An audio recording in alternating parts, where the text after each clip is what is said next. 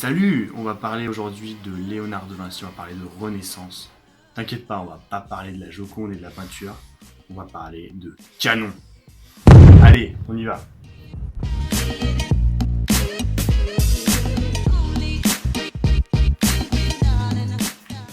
Alors faut savoir que la Renaissance, c'est l'époque du renouveau et des inventions. Elle a débuté au 15e jusqu'au 16e siècle. Elle a vu des personnages importants comme François Ier ou encore Léonard de Vinci. D'ailleurs, parlons de Léonard de Vinci. C'est qui Léonard de Vinci? Léonard de Vinci, il est né le 15 avril 1452 et il est mort à Amboise le 2 mai 1519. Alors c'est un grand inventeur. Il est peintre, il est ingénieur, astronome, philosophe. Il est aussi mathématicien, sculpteur, architecte, ingénieur civil et diplomate. Il est compositeur, poète, musicien, scientifique. Mais il est principalement inventeur. D'ailleurs, penchons-nous sur l'une de ses plus grandes inventions, le canon. Alors le canon que nous allons voir, c'est l'un des tout premiers canons de l'histoire. C'est le canon à poussée d'Archimède. Et il permettra notamment à François Ier de gagner la bataille de Marignan en 1515. Alors comment fonctionne-t-il? Comme son nom l'indique, il fonctionne à vapeur.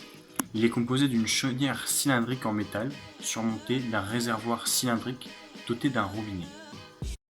À l'extrémité supérieure de la chaudière était fixé un canon en bois dans lequel on plaçait un boulet de pierre. La bouche du canon était maintenue fermée par un barreau de bois assuré par 2 verrous.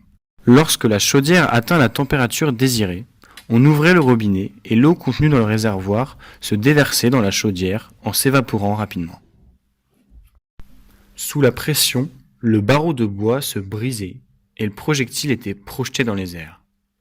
La portée du canon dépendait de l'inclinaison de l'arme et de la résistance du barreau de bois utilisé. Alors le canon est l'une des armes les plus destructives ayant jamais été créées. Elle jouera un rôle déterminant dans les guerres suivantes. François Ier y verra un intérêt stratégique. Il récupérera donc Léonard de Vinci en tant qu'ingénieur militaire, le tout premier ingénieur de la Renaissance.